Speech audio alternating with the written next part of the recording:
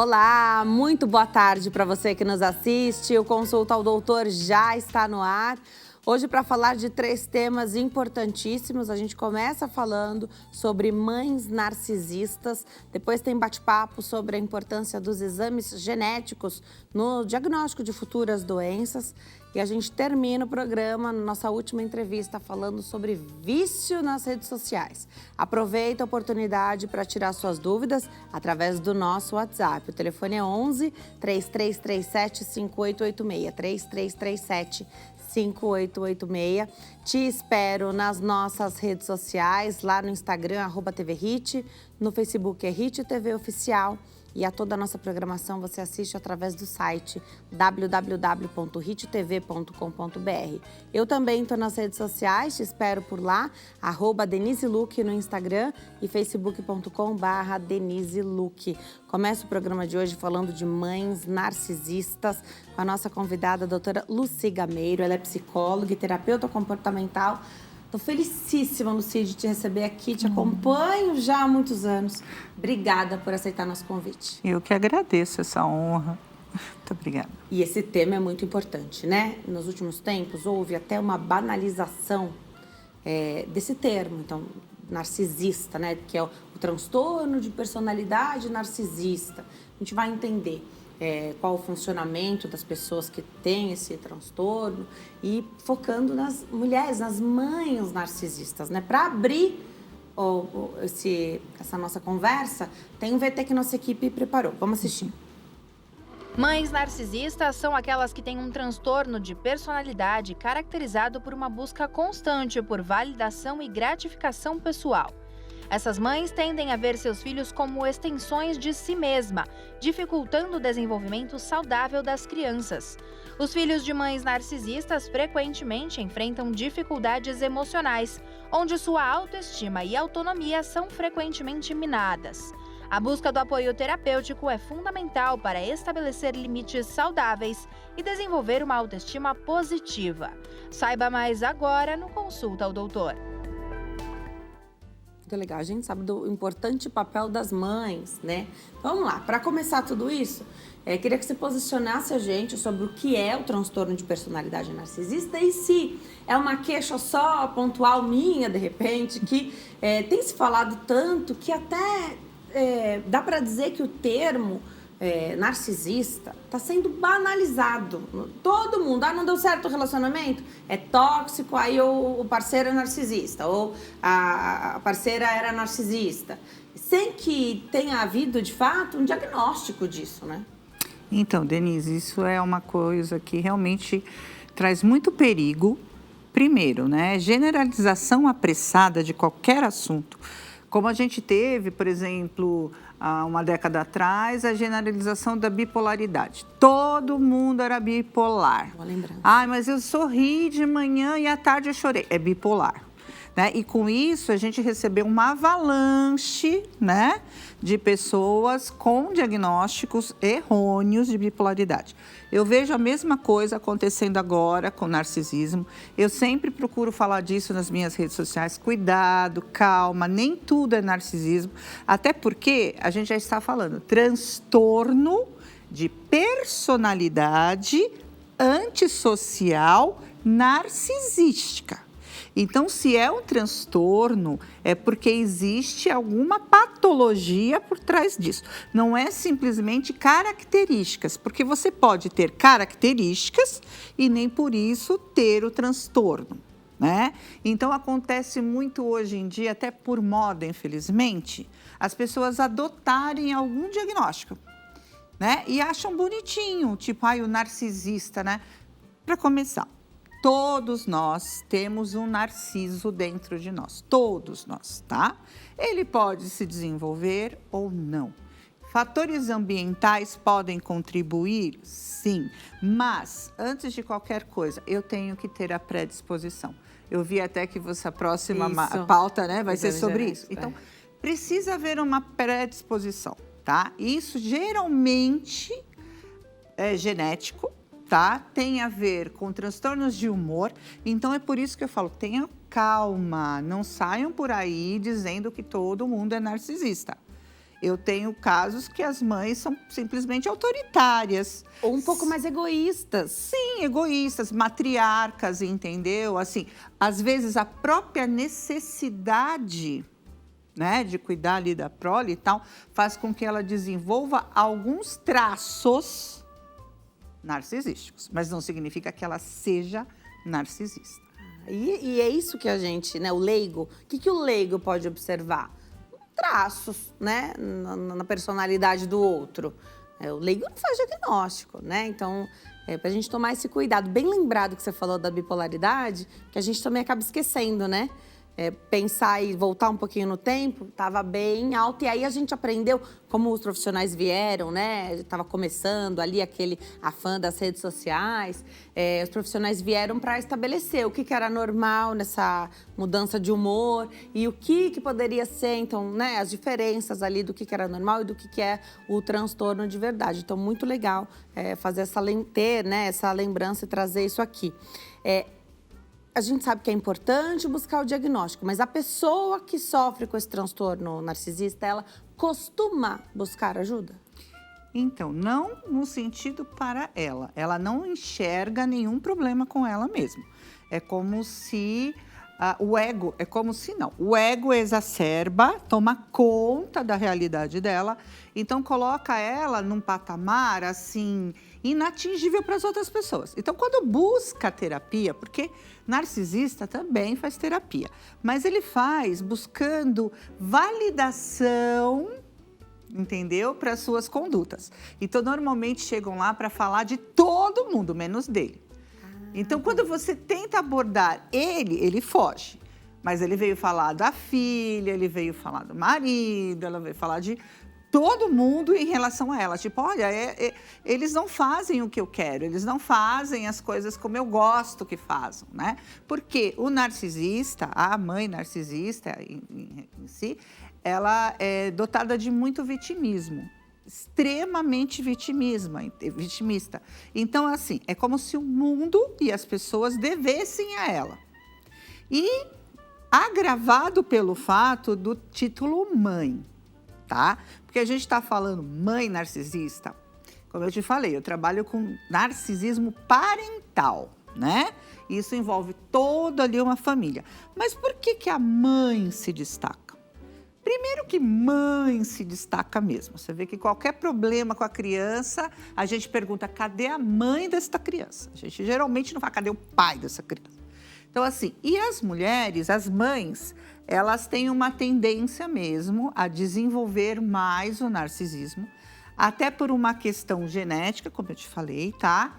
É um transtorno ali de humor, que tem também um pouco a ver com a parte hormonal e tudo mais, mas porque elas são validadas pela sociedade, tá? E de uma certa forma pela religiosidade também, que enaltece. Então, colocam ela numa situação em que ela não é atingida, tipo assim, tudo que eu fizer vai ter validação. Então, se eu estou judiando, porque, na verdade, elas provocam muitos jogos psicológicos, né, com seus filhos. Elas usam de estratégias, assim, das mais absurdas possíveis para conseguir o que elas querem. Então, isso, muitas vezes, é visto como, mas era para o seu bem, né? Ela fez tudo isso porque ela é sua mãe, ela queria seu bem. Como é que se argumenta com isso, Denise? É muito difícil. Tem a coisa do sagrado da mãe, sempre tem a desculpa ali da questão da mãe. Mas aí uma questão, né? Quando o filho nasce, vou voltar um pouquinho aí, então, na criação dessa mãe, tá? Quando ela se torna mãe, já que a gente tá falando de mães narcisistas. A amamentação, esse processo, então, até da gestação, onde a gente empresta o nosso corpo para o nosso filho crescer dentro da nossa barriga, né? Então, há uma transformação. Por mais que você goste muito da sua forma física, da sua estética física, quando a gente engravida, há toda essa transformação, né? E aí, a justificativa para isso é a coisa mais linda que pode acontecer, que é gerar uma criança. Aí depois vem o parto, com cicatrizes, muitas vezes, né? Psicológicas e cicatrizes mesmo físicas, né? O aleitamento materno, onde a gente é uma doação, assim, uma entrega 100%, a gente abre mão de tudo da gente para ficar ali à disposição da criança toda vez que ela quiser mamar. A mãe narcisista passa tranquila por toda essa fase?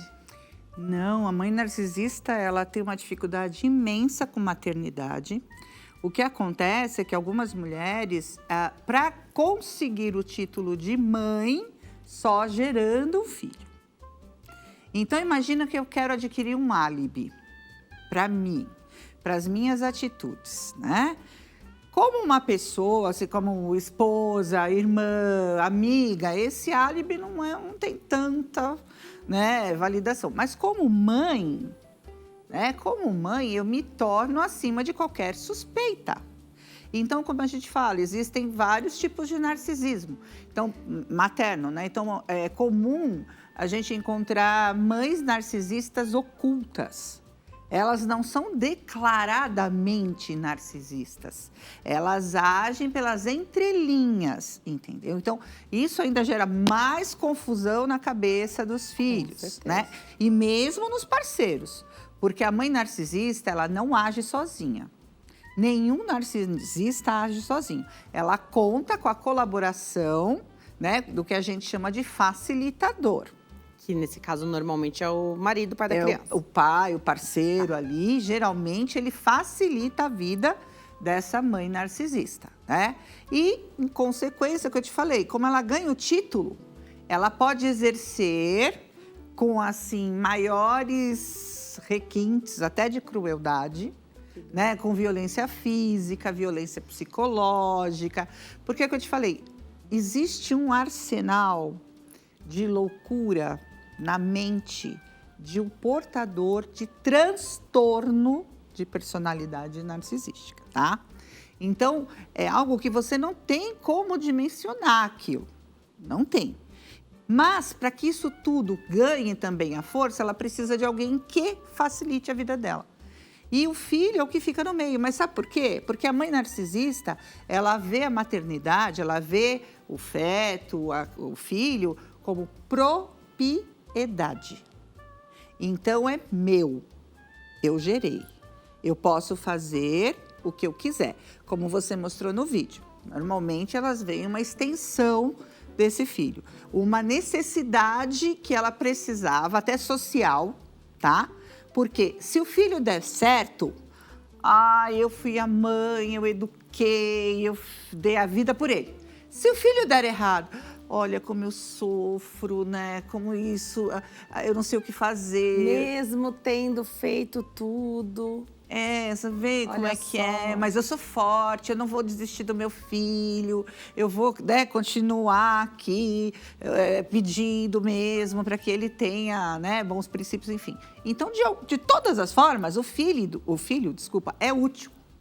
Então, a maternidade para mães narcisistas simplesmente é de utilidade. Porque essa pessoa já era narcisista antes. Sim. Né? Ela não se tornou narcisista com a maternidade, mas era, de repente, o que ela precisava para conseguir dar mais vazão ainda para essa necessidade que o transtorno traz. Até para não ser tão cobrada. Tá. Agora, você falou que tem graus.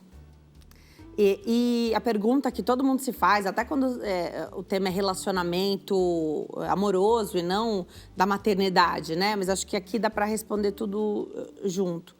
Socialmente, não aparece tanto, né? Então, num encontro, ali na escola, o narcisista, ele consegue, essa mãe narcisista ou essa pessoa narcisista, ela consegue socialmente trabalhar muito bem para que isso não fique tão claro? Então, a criança está sofrendo muito, mas mais dentro de casa, é quando não tem tanta gente olhando, fora, assim, no social, fica mais escondido ainda? Então, aí entra a questão do narcisista oculto, aquele que você com muita dificuldade vai enxergar, principalmente do lado social, do lado fora de casa, tá? Também temos o narcisismo perverso, é aquele que é explicitamente declarado, é uma mãe cruel, perversa, ela deixa isso claro para todo mundo, mas sempre endossado que é para o bem da criança. Então, olha, eu espanquei meu filho. tá? Deixei ele caído no chão, mas é porque eu quero o bem dele. Então, aí é que pega. Como é que você vai, sabe, argumentar com ela, de que, olha, mas você não poderia ter feito isso. Não, mas é meu filho, sabe? Eu tenho que fazer dele uma pessoa boa. Enfim. Então, isso dificulta. Mas, normalmente, da porta de casa para fora, todo narcisista, né, patológico, eles são extremamente manipuladores, tá?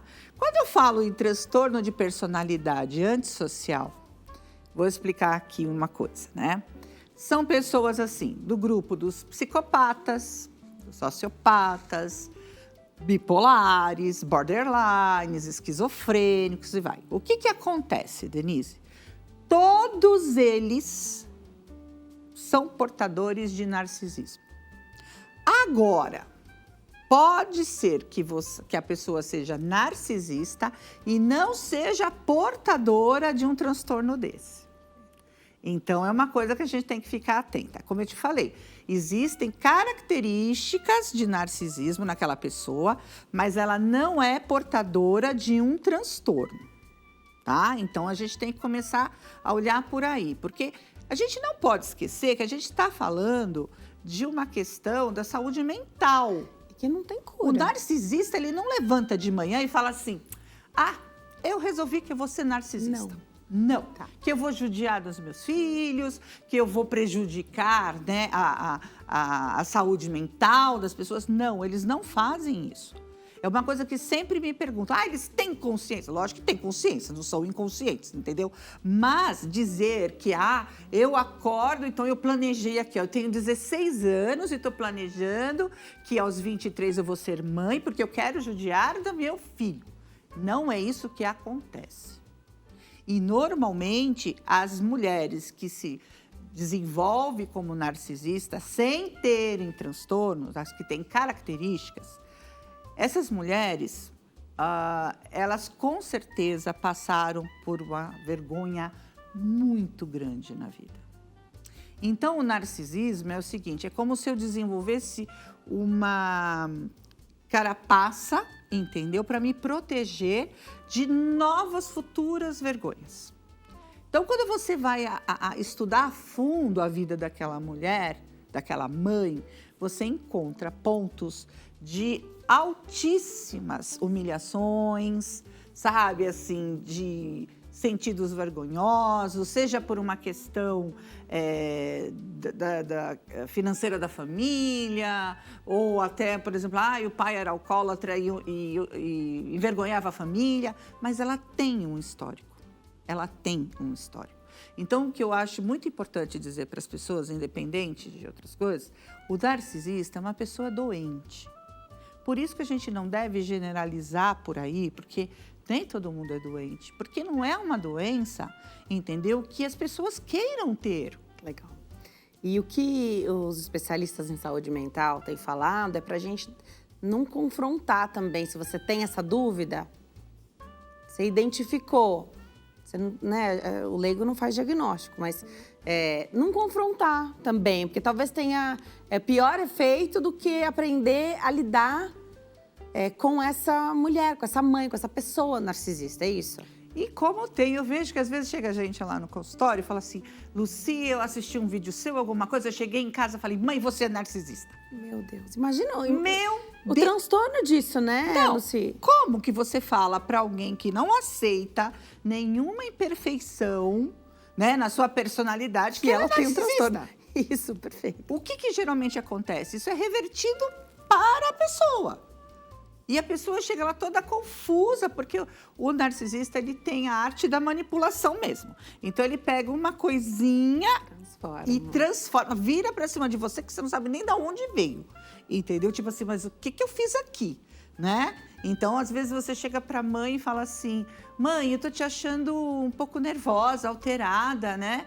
Ela vai chegar para as pessoas e vai falar assim, minha filha, ela gritou comigo, ela me ofendeu, ela falou que eu tô louca, que eu não sei o quê, blá, blá, blá, blá, blá.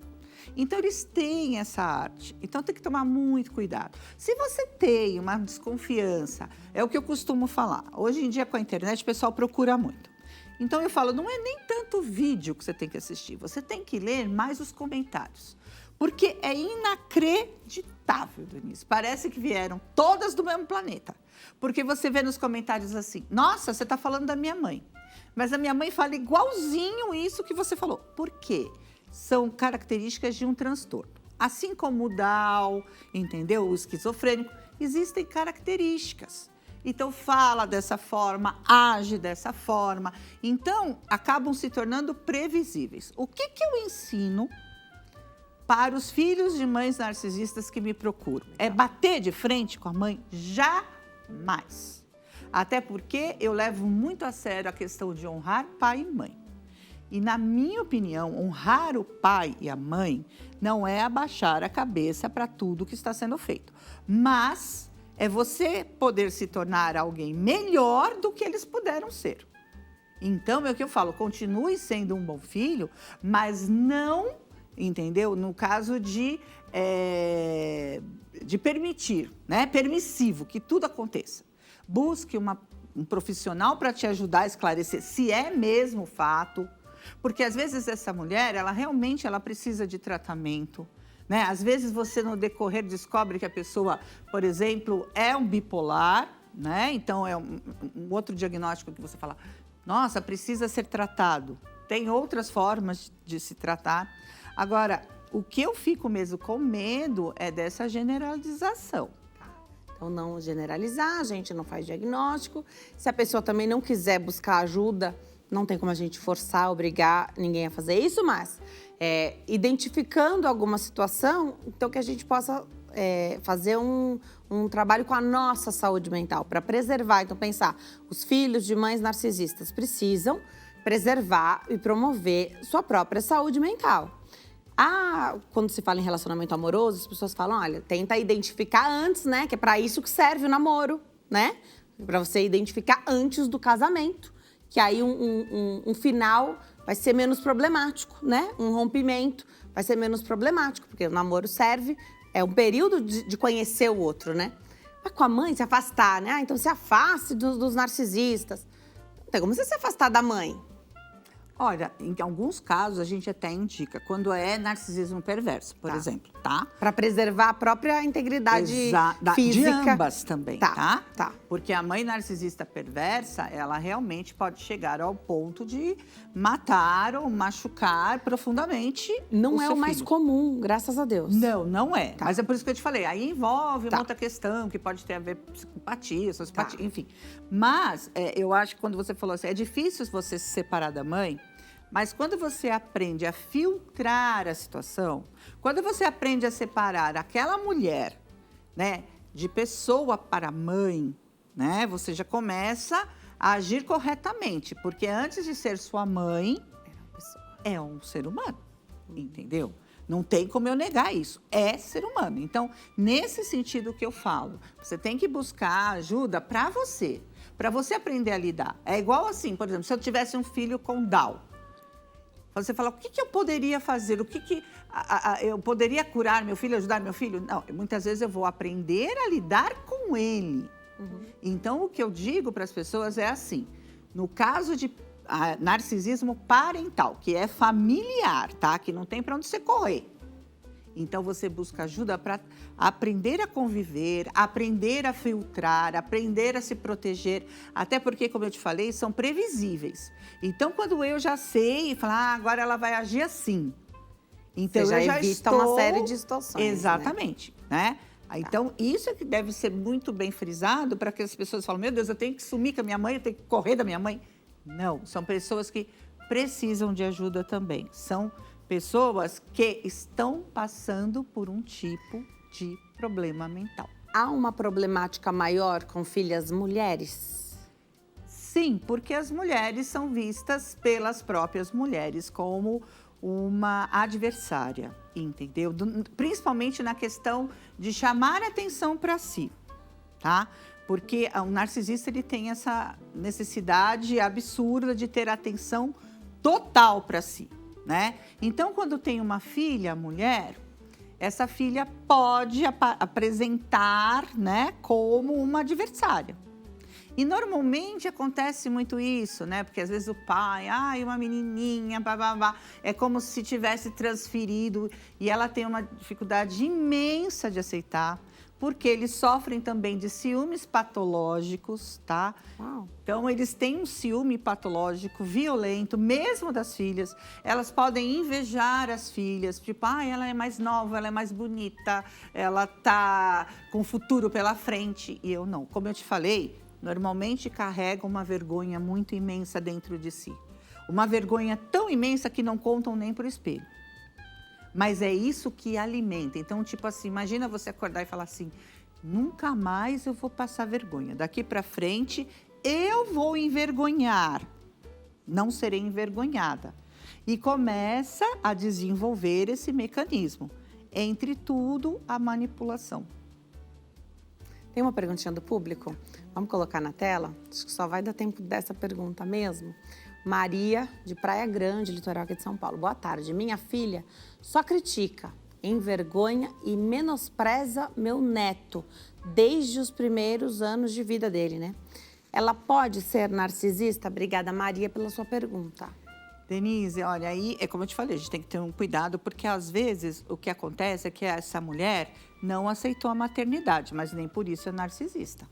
A gente teria que rever ali uma situação toda, sabe? Como foi essa gravidez, se foi desejada, se não foi desejada, em que período ela estava, se ela produziu ocitocina, se ela não produziu ocitocina durante a gestação, se houve uma depressão pós-parto, se não houve, quais as condições dessa criança, foi uma criança que, por exemplo, estava doente, né? Ou deu um pouco mais de trabalho para a mãe.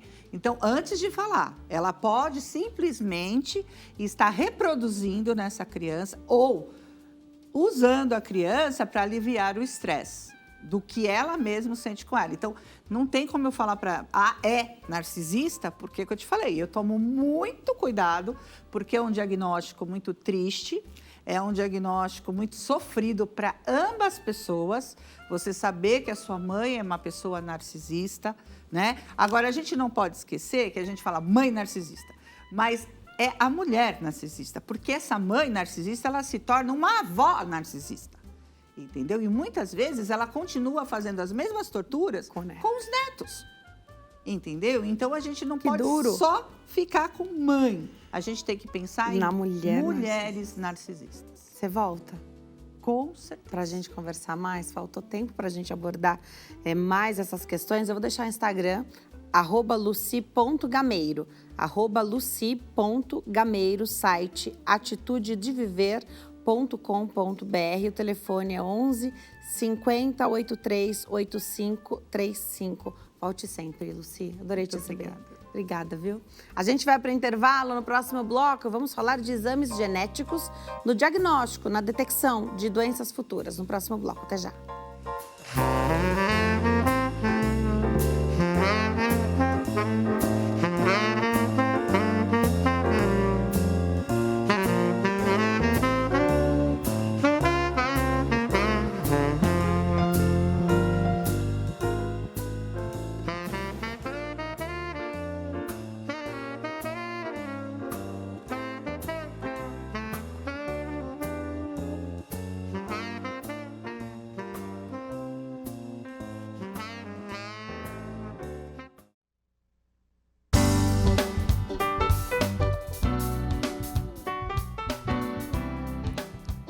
Nós estamos de volta nesse bloco para falar sobre os exames genéticos no diagnóstico de futuras doenças. Aproveita a oportunidade para tirar suas dúvidas através do nosso WhatsApp. O telefone é 11 3337 5886.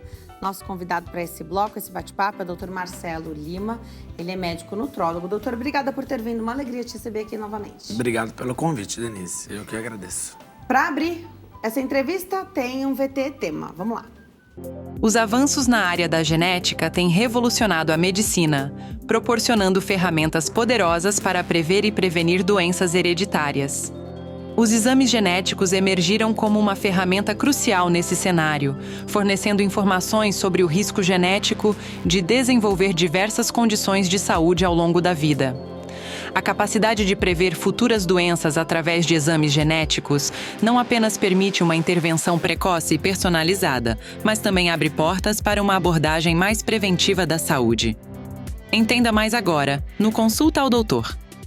Legal, pegar esse gancho aí do nosso vídeo de abertura, doutor. Como é hoje em relação aos exames e testes genéticos? Porque, pelo que parece, pelo que a gente já teve a oportunidade de conversar aqui no Consulta ao Doutor, a gente não pode simplesmente submeter a outra pessoa a um teste genético para saber tudo e qualquer coisa, meio que sem direcionar. Então, parece que, ao pedir um teste, um exame genético, o médico faz algumas perguntas. O que acontece? E ele vai ter as respostas. Exatamente. O exame genético, a gente fala que, assim, ele é uma ferramenta auxiliar para a gente ter, assim, o diagnóstico de alguma doença, ou ter a ideia se pode vir a ter esse desenvolvimento, as chances que a gente diz. O que acontece? Há um tempo atrás, os exames genéticos, eles eram muito específicos ao ponto, eu tenho um gene específico para o desenvolvimento de uma doença X. Então, assim, eu acredito que antes ele gerava um certo medo até para o paciente. Porque imagina você ir numa consulta, o médico propõe para você um exame e dentro dessa lista aparece que você tem probabilidades, sendo de 0 a quase 100%, dependendo da escala, de desenvolver a doença. Então, você sai dali meio com medo, frustrado. Doente já, com né? qualquer coisa, você já acha, será que isso é manifestação? E hoje, com o advento da tecnologia, a gente vê as pessoas pesquisando cada vez mais coisas. Sentiu um sintoma, joga isso, joga o nome da doença, às vezes tem link com isso, e isso gera muito medo. Eu não sou muito fã desses exames muito específicos para algumas doenças. Se popularizou muito quando a atriz Angelina Jolie fez o dela do câncer de mama e acabou até fazendo a mamoplastia dela. Então, assim, esses daí é um conjunto de exames. Só que com o advento, com a melhora da tecnologia, a gente está começando a ver alguns exames que eles conseguem trazer uma visão de como o nosso corpo funciona, de como ele participa, só que não ser tão diretamente a doença em si. Um exemplo, o que é os novos testes que a gente trabalha, que eu gosto muito de trabalhar, o que ele faz? Ele consegue ver desde como o seu corpo tem a metabolização, ou seja, seu gasto energético. Então, aquela pessoa que está com dificuldade de perder peso, às vezes ela está fazendo várias dietas, procurando médico, nutricionista, e ela tem uma dificuldade que ela não encontra onde é. A gente sempre ouviu a frase, minha genética não é boa. Então, agora a gente consegue saber qual é o ponto da genética que pode estar atrapalhando. Às vezes é o gasto energético dela e a gente tem que melhorar isso. Às vezes é o tipo de alimento que ela tem que comer, nos horários que ela tem que comer. Às vezes é uma questão de saciedade ou do estímulo da fome. Então, às vezes a gente usa de medicamentos que ajudem isso a ter mais saciedade. A gente consegue, cada vez mais, tem mais medicação, mais suplemento que está aí no mercado. Então, em vez de ficar uma coisa tão ampla, usando tudo de uma vez, a gente consegue mais específico. E isso é legal, porque a obesidade está muito linkada com o desenvolvimento de doenças. Então, claro que tem a questão da mutação genética, você falou da Angelina Jolie, que ela tinha uma porcentagem muito grande, uma chance muito grande de desenvolver o câncer de mama, e aí ela fez todo um tratamento ali, uma cirurgia profilática para reduzir isso bastante, mas tinha indicação e estava, como era um acontecimento ali familiar de doença, isso foi direcionado para a doença. O que você está falando é que a gente não precisa só fazer teste genético para buscar a possibilidade de desenvolver determinado tipo de doença que esteja nos rodeando ali, para saber uma mutação, uma situação. Não, exatamente. Hoje dá para fazer teste genético, exame genético que amplia um pouco mais, sai um pouco mais da questão da doença. Ele sai especificamente do diagnóstico da doença, mas ele está linkado com o aparecimento dela. Tá. Esse exemplo que eu dei aí do gasto energético é um exemplo. Mas também dentro desse mesmo exame, ele consegue avaliar o quanto o corpo consegue se limpar. A produção de antioxidantes.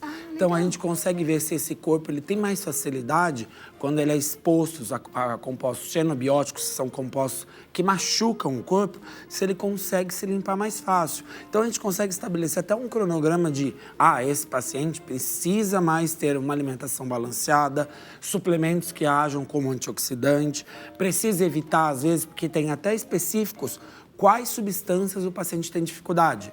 Por exemplo, pode aparecer ali compostos de fumaça. Então, por exemplo, tem sempre aquela história. O meu avô fumou até 90 anos, nunca teve nada. E tal pessoa fumou até 50 e acabou desenvolvendo um câncer. Será que não é nessa questão da limpeza, de como o corpo se limpa e essa pessoa era mais suscetível? Então, a gente tem isso também. A gente consegue ver também, a gente falou agora da limpeza, mas a gente consegue ver cada coisa que estressa o nosso corpo, que é o que a gente fala que libera radicais livres, a gente produz inflamação. Tem gente que tem uma tendência a produzir fatores inflamatórios muito mais exacerbados do que outras pessoas. Então, essas pessoas também, elas vão estar liberando substâncias inflamatórias de uma quantidade maior. Então, elas também precisam de um manejo, de ter uma alimentação mais balanceada, o sono regulado, atividade física, às vezes colocar algum suplemento que ajude nesse poder anti-inflamatório. Então, a gente consegue ir lidando com isso ponto a ponto, sem pensar muito na doença específica. Tem alguns exames, por exemplo, tem um exame que chama ApoE, que é um exame genético, que você consegue ver a pessoa de ter uma tendência um pouco mais tardia de desenvolver Alzheimer. Daí o que acontece? Só que nesse daí, a gente consegue ter alguns manejos, fazer algumas intervenções clínicas que possam minimizar. Eu gosto de dar um exemplo muito claro o que é a genética. O que é a genética e o que a gente faz com ela. A genética, vamos pensar como se fosse uma pessoa com uma genética boa, é como uma árvore, que tem um galho grosso, tem raiz forte, tem um tronco forte. Então, é uma árvore que ela é forte, que ela é bem resistente. Então, as coisas ruins que acontecem, vamos pensar alimentação ruim, dormir mal, passar estresse, é como se fosse o vento, a chuva, o raio. Essa árvore tem muito mais dificuldade de cair, então a genética protege muito ela. Já uma genética um pouco inferior é como se fosse uma árvore de galho, tronco, raiz mais finas. Então a gente tem que pensar o quê? Qualquer coisa que interfira na resistência dela vai ser muito mais fácil de derrubar ela, ou seja, gerar doença. Então, o que a medicina entra? A medicina entra como proteger essa árvore. A gente coloca pilaça, a gente coloca tenda, a gente coloca tudo isso para não interferir. Então, a genética ela é um fator, mas a epigenética é o que a gente vai fazer para proteger a genética. Então, só ela, quando eu vejo os exames que condicionam muito só, chance grande disso, eu acho que vai gerar uma frustração e a pessoa vai ficar com aquilo na cabeça e ela vai adoecer de tanto ela ficar preocupada com isso. Perfeito. Então, como é essa conversa? Como é que você costuma pedir ou eleger os seus pacientes a fazerem algum tipo de exame genético? E se o exame genético ele pode ser dividido, ou se ele é amplo e é uma coisa só, ou se a pessoa diz assim, não, doutora, eu não quero nada que fale, porque tem perfis de pessoas diferentes, né? Tem aqui, quer saber se tem um risco aumentado para ter Alzheimer, por exemplo, que você falou que hoje tem esse exame. Tem gente que fala assim, pede tudo, eu só não quero saber disso, que para mim não vai ser bom. Vai ser pior eu saber se eu tiver uma chance aumentada do que eu continuar nessa dúvida. Como que você elege o teu paciente? Você vai fazer, você não vai fazer? E depois a gente fala sobre a disponibilidade hoje desses exames, tá? Tá. O que acontece? Tem a grande maioria que eu vejo, pelo menos no meu ciclo, né, de pacientes, são pacientes que são muito preocupados em saber doenças específicas. É que nem eu falei um dia para uma paciente, imagina eu entro e falo para você tem mais chance de ter esclerose múltipla. E saio da sala sem nenhum parecer. Ou seja, tem que se cuidar. É o que a maioria escuta por aí, né? Você tem que se cuidar, você tem que ter uma alimentação boa. A pessoa sai de lá, ela vai fazer qualquer coisa, ela come uma coisinha fora da dieta dela, ela já fica pensando, não estou me cuidando. Então, eu não gosto de trabalhar com esses. Esses daí é muito específico, a não ser que seja um histórico muito grande na família e a pessoa quer saber se ela tem a chance. Então, daí sim a gente vai trabalhar com esses, mas é a grande minoria. O outro que eu tô falando, ele já é mais abrangente, ele não é segregado. É único. Ele é único também, só que ele vem com essas... é como eu falo, tudo que ele falar, a gente vai ter alguma resposta, a gente vai ter uma conduta. Então, você não está desamparado. Mesmo até nesse completo, que aparece que a chance é um pouco aumentada de ter Alzheimer, tem coisas que vai fazer. Então, a gente pode entrar com, às vezes, ômega 3, que é protetor, que tem essa ação neuroprotetora. A gente usa coisas para quelar metais tóxicos, que tem muito a ver com isso. A gente faz antioxidantes para o paciente, porque ele não está condicionado, não é que ele vai ter o diagnóstico, é que ele precisa de condutas um pouco mais específicas. E muitas vezes até pessoas que morriam de medo de saber isso, ficam mais tranquilas porque elas sentem que elas estão amparadas, elas têm o que possa ser feito. Então a gente vê lá também no exame, às vezes a parte do humor, que tem gente que tem uma tendência genética a ter transtornos de humor. Às vezes a pessoa...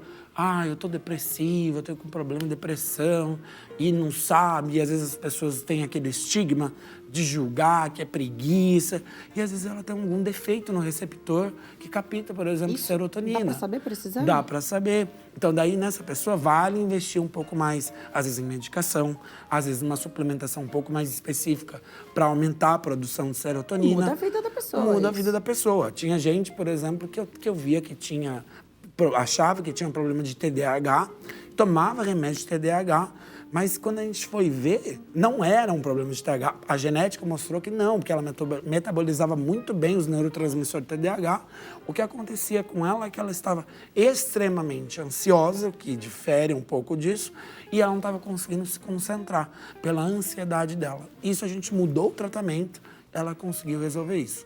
Porque até pegando o TDAH como exemplo, é um diagnóstico clínico, né? Então você vai por aquilo que aparece, né? Pela queixa. E cada vez mais a gente está vendo muito diagnóstico de TDAH, né? A gente via antes o TDAH aparecendo, mas agora qualquer coisa as pessoas já pensam em TDAH. TDAH tem muito a ver, às vezes, com uma subnutrição. A pessoa não está se alimentando direito, não está ingerindo vitaminas, minerais, aminoácidos essenciais e ela não está produzindo os neurotransmissores. Não é porque ela tem uma falha dela de produzir, às vezes ela não está conseguindo produzir justamente porque falta nutrientes. E muitas vezes a gente vê isso, a gente melhora a nutrição do paciente, a gente suplementa alguns substratos para ele, como vitaminas, minerais, aminoácidos, e ele vem ter uma melhora. Então, às vezes é um corpo muito inflamado. Um corpo muito inflamado, ele também tem dificuldade de absorver os neurotransmissores. Então, assim, isso é eu falo que é como se fosse um mapa. É um mapa da vida da pessoa. Claro, tudo que ela fizer vai influenciar muito, mas a gente tem uma noção já, pelo menos, de como ela funciona. É relativamente novo, então, essa visão agora ele dos testes genéticos. Está se aprofundando cada vez mais. Alguns já eram mais antigos. Só que as informações que vinham nos outros, alguns falavam muito sobre a parte nutricional, se é bom carboidrato, se é bom proteína, o paciente... Eu achava meio vago, tanto que eu não trabalhava com o exame genético. Quando ele está aprimorando mais agora, com mais informações, alguns genes muito importantes, até genes, dá pra gente ver, até, por exemplo, se a pessoa tem tendência a ter bipolaridade. Mas a gente tem que entender uma coisa, tudo é tendência. Não é que a pessoa exatamente ela vai desenvolver aquilo. É que às vezes ela tem um grau maior de tendência, às vezes um grau menor.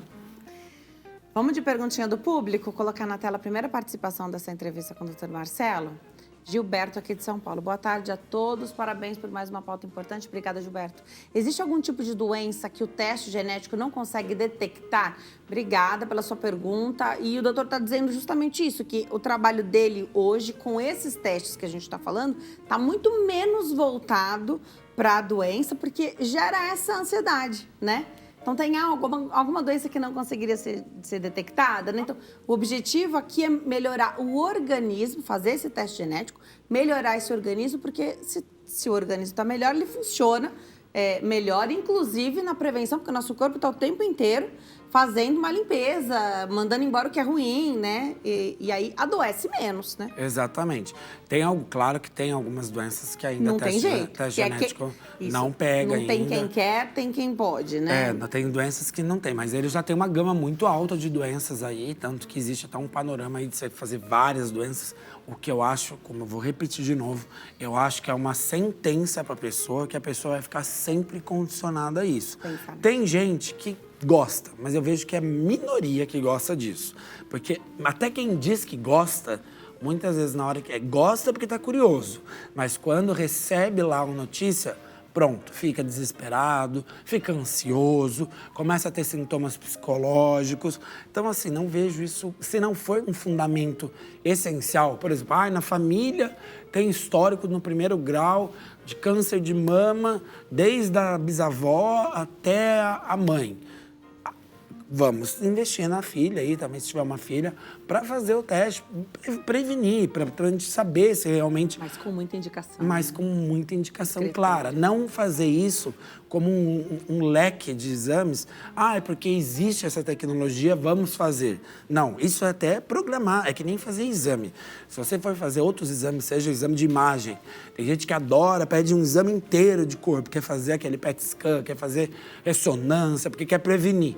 Mas assim, tudo que você fuça demais, alguma coisa você acha, e algumas coisas você acha que não é positivo. Todo exame pode aparecer alguma coisa falso positivo. Então você vai ficar com aquilo condicionado, vai investigar.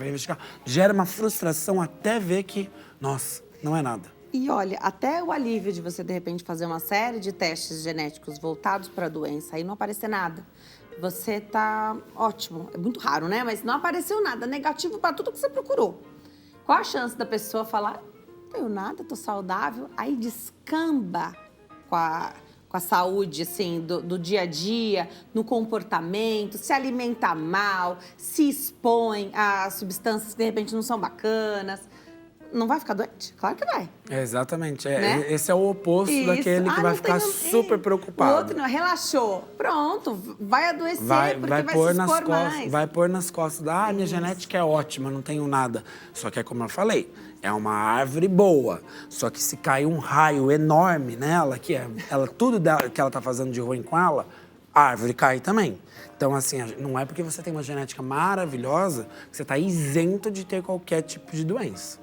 Vamos falar da disponibilidade desses testes, desses exames que você está falando aqui agora, que falam muito mais sobre suplementação, nosso comportamento, fazer os exames voltados não para a detecção de doenças específicas, mas de absorção e tudo aquilo que de algum jeito também vai prevenir o aparecimento das doenças, que é o que o pessoal sempre tem a dúvida e se preocupa, né? É caro. Já melhorou bastante, a ideia é que se torne cada vez mais rotineiro, que é uma oportunidade, né? Como ele é uma tecnologia um pouco recente, principalmente esses novos aí, ele ainda tem um valor um pouco considerável alto. A tendência é que quanto mais isso se difunde, quanto mais isso seja promovido e tenha mais acesso, as pessoas cada vez mais façam, é como todos os exames que um dia já foi muito caro, que hoje já estão muito mais acessíveis. Então, assim, mas uma coisa que é legal, que eu acho muito legal, porque ele é um investimento. Ele não é um exame que você vai fazer e daqui 5 anos você está fazendo de novo, ou daqui 10 anos. É o exame da sua vida. Então, é um exame que, assim, você vai ser aquela pessoa até o último dia da sua vida, porque a genética não muda, a não ser que ela sofra uma mutação, que daí se torna doença, claro. Mas aquilo que está condicionado, se seu corpo tem essa tendência de limpar mais, se seu corpo tem tendência de machucar mais, se você pode, até de sono, se seu corpo tem tendência a ter uma desordem de sono, absorção de vitaminas, porque ele vê o quanto seu corpo consegue absorver vitaminas, não o quanto você tem de vitamina, mas se ele tem facilidade de absorver. Então, isso daí vai ser para sua vida inteira. Então, eu considero um investimento, assim, maravilhoso, porque, assim, não tem mudança. Muitos exames a gente tem que ficar repetindo. Faz uma vez, desatualiza, faz outra. né? Esse não vale mais. Ou tem que ver de novo. O genético, não. Genético é som para a vida. Então, acho que é um investimento maravilhoso. E aí, a partir do momento que você tem um documento seu, né? Ali é o documento do paciente. Conforme as novas tecnologias vão surgindo, você consegue aproveitar aquela informação para aplicar no novo que chegou agora? É isso que é o bacana, sim, né? Porque você tem aquelas informações lá, se forem surgindo algumas novas, você pode fazer complementos pequenos. Tá bom. E isso que é legal. Mas você vai ter já o É um exame de 57 páginas que a gente fala. São 57 páginas que a gente vai ter que analisar junto com o paciente. Às vezes até falo, não vai ser só em uma consulta, porque gera dúvida, eles querem conversar sobre isso, eles querem entender. Eu tenho que dar condutas de cada coisa que aparecer.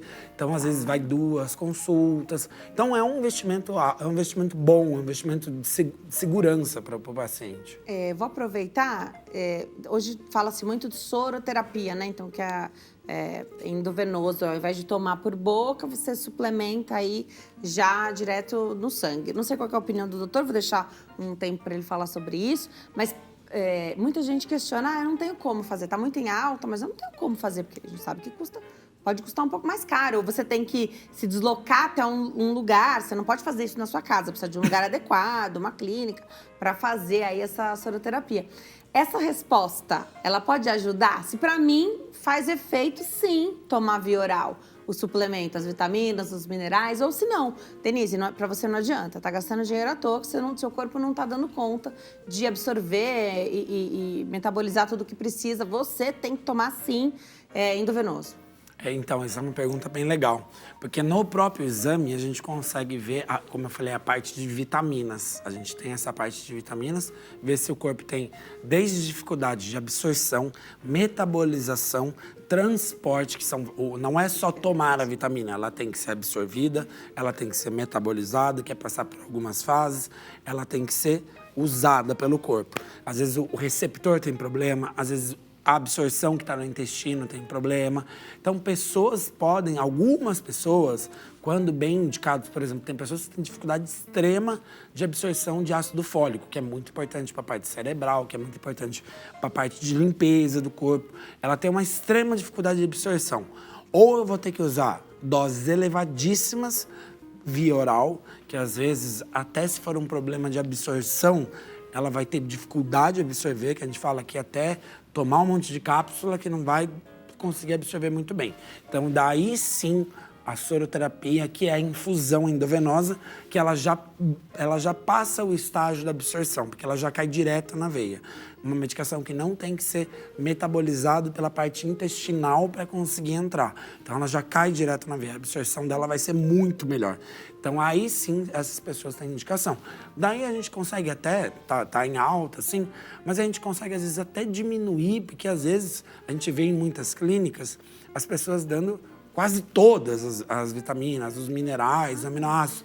E isso gera um custo. Só que se você conseguir saber esse é essencial, esse não é essencial, isso vai diminuir o custo também. Isso daí também vai ficar mais acessível, vai ficar mais prático, não vai ficar o preço que ficaria se colocasse todos.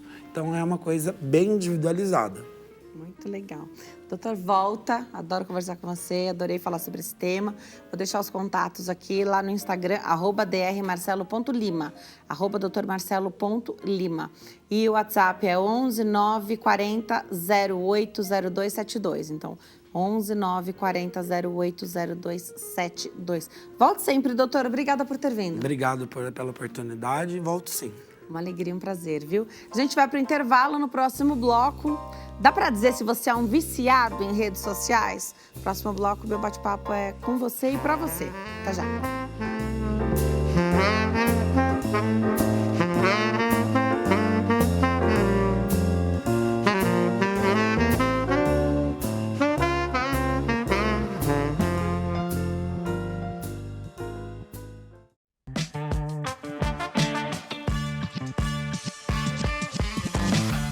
Agora, nossa convidada, a doutora Adriana Cassetari, psicóloga clínica, falar de vício nas redes sociais, um tema assim, no auge, o momento de falar sobre isso. A gente tem falado tanto da importância de cuidar da saúde mental, de cuidar um pouquinho mais da gente. Hoje tá todo mundo muito acelerado, né? Seja bem-vinda, doutora. Obrigada por aceitar o nosso convite para bater esse papo hoje. Muito obrigada, eu agradeço. Doutora, vamos lá então. Todo mundo tem uma desculpa para acessar as redes sociais, para estar sempre conectado à internet, ou pela profissão, né? Então, se você é jornalista, a gente tem essa coisa de estar muito informado. Se você é um influenciador, e hoje cada vez mais jovens, né? Há influenciadores, tem influenciadores mirins atuando, aí então eu tenho que estar, eu tenho que postar, eu tenho que fazer, porque isso há uma remuneração também, né? Então, a pessoa ganha vida ali. Mas e a saúde mental? Como é que fica? Porque é um acelerado, é uma bolha. A realidade não é o que é mostrado nas redes sociais. A realidade não está ali, né? Não. Eu costumo dizer dentro do consultório que é uma janelinha que colocaram dentro da nossa casa, mas a gente não sabe ainda usar. Então, não importa se foram 20 anos, 10 anos, 5 anos, quanto tempo você está usando as redes sociais ou a internet, vamos dizer assim, a grosso modo. Que qualidade eu tenho dentro dessa ferramenta? Então, eu trabalho, eu sou jornalista. Eu tenho o porquê de estar lá e checar algumas coisas, mas não ficar zapeando ali, procurando informações de terceiros ou perdendo meu tempo vendo vidas de pessoas que eu nem conheço. Então, que qualidade você está dando para os 24 horas do seu dia? A gente pode ter várias ferramentas, mas saber usar as ferramentas também. Legal. E você falou, a gente ainda não sabe, é relativamente novo. Essa janelinha é relativamente nova. E por mais que hoje exista uma preocupação até dos influenciadores, das pessoas que compartilham muitos pontinhos ali da vida, né, nas redes sociais, de mostrar o que deu errado também, é sempre um recorte. Quantas vezes a gente acompanha alguém e acha que o casamento é perfeito, que a vida é perfeita, que a pessoa é super bem resolvida. No dia seguinte, estou me afastando das redes sociais, tive um diagnóstico de depressão, ou estou passando por um momento difícil. Né? Depois você fica sabendo, a pessoa simplesmente some, e depois você fica sabendo que aquilo tudo não era verdade. E você, de repente, olhando aquela grama do vizinho, que estava mais verdinha que a sua. Ali é uma vitrine, né? É uma vitrine. Na verdade, o problema nas redes sociais, para nós psicólogos, você vai deixar de ter interação real e você vai pegar um mundo fictício. Então, se você tem um problema e eu sou sua amiga, a gente vai ajudar uma a outra a resolver esse problema. Mas dentro de uma rede social, você vai ver uma vida perfeita. A minha amiga tem o carro do ano, a casa maravilhosa, os filhos super educados. Então, eu vou chegar até essa pessoa depois de algum tempo e vou ver algumas falhas. E aí, vou ficar decepcionada. Então, eu idealizo um mundo maravilhoso e, na verdade, isso não existe. E, às vezes, eu me decepciono depois quando te encontro pessoalmente. Isso também a gente pode falar em relacionamento amoroso.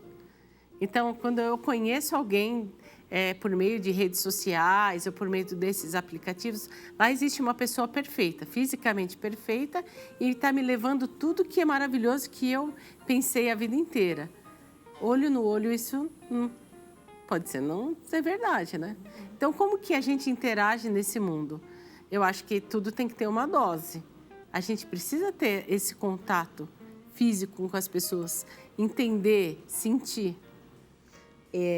Até eu estava conversando na maquiagem sobre isso, né? Como a gente, às vezes, não tem vídeos, né? Por mais que a tecnologia esteja aí, então, no momento com meu filho, por exemplo, se ele tem uma interação bacana com meu marido, às vezes eu gravo, né? Porque é o momento que a gente vai guardar para sempre, vai lembrar, fica ali uma coisa familiar. Mas é raro alguém gravar a mãe com a criança, né? Geralmente a mãe é que produz esse vídeo, então faz essa foto, né? É difícil ter a foto do dia a dia ali da mãe com a criança e tal, mas a conversa era justamente aí. A gente às vezes não tem o vídeo e a gente gostaria de ter, mas a nossa memória vale ouro, né? Então o momento está registrado, a criança não vai esquecer, você não vai esquecer, você não vai ter aquele vídeo, paciência, tá aqui, ó, tá na sua mente, na sua cabeça, e ninguém tira essa questão da convivência. Não, e às vezes você perde muito tempo querendo filmar para postar nas redes sociais, ficar bonito. E você não está vivendo o momento. Tá. E aí a gente pode levar aqui para tudo, né? Nas igrejas, em shows,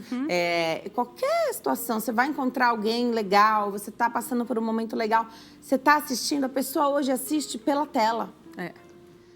Na minha época não tinha nada disso.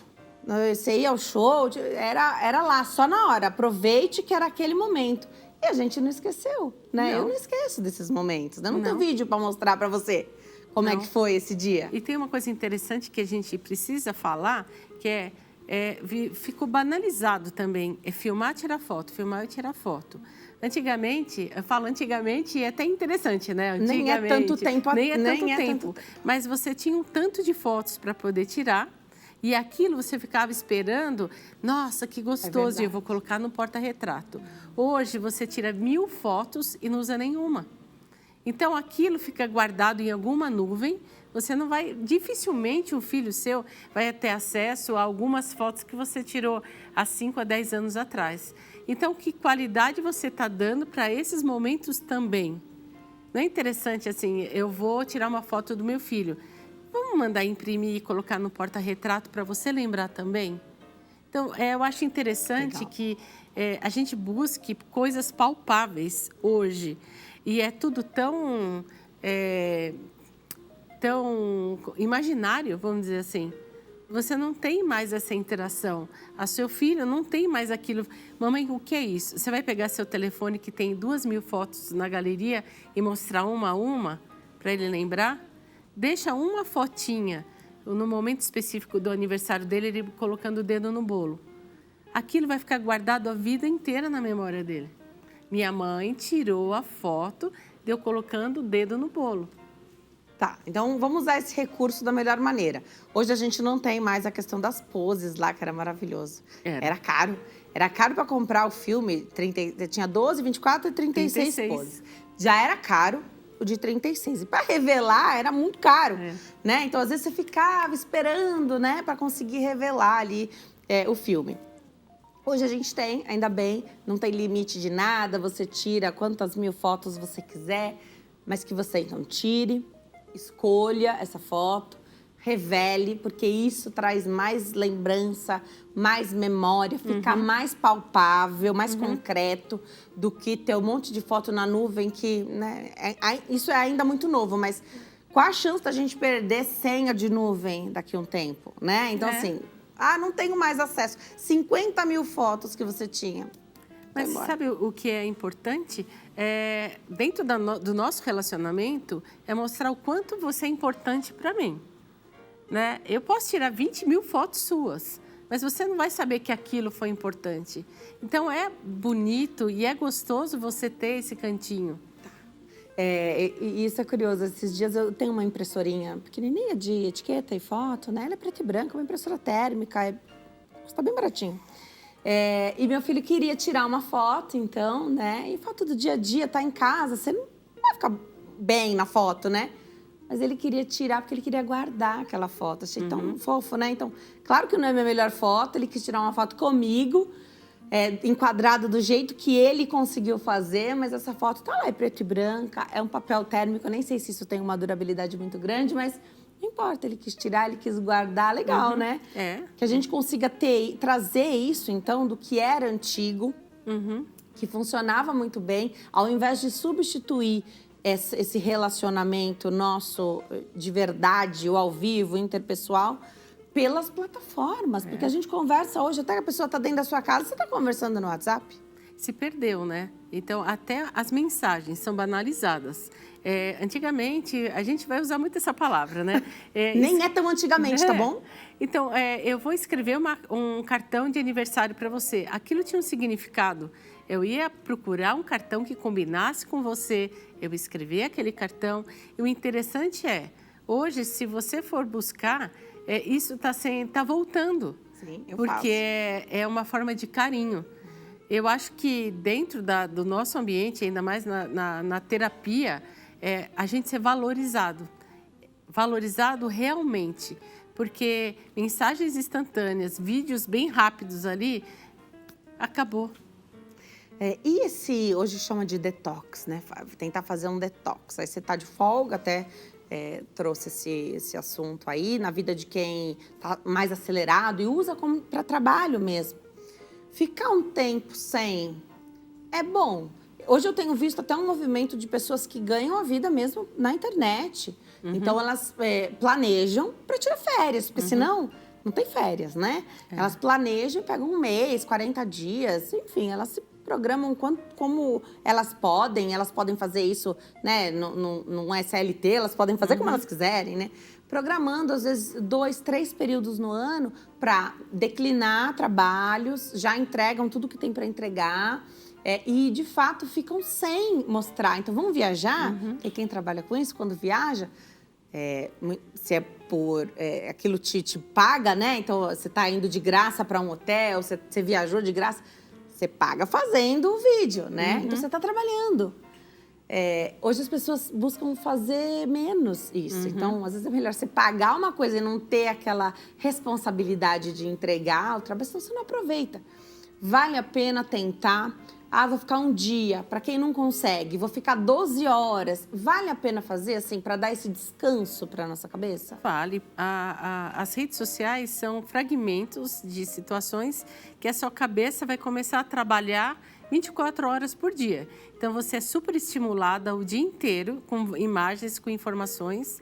E aí você pensa que à noite você vai deitar e vai ter um sono tranquilo? Não vai. Você acelerou todo o seu organismo. Aquilo foi super estimulante. Então, o que eu aconselho?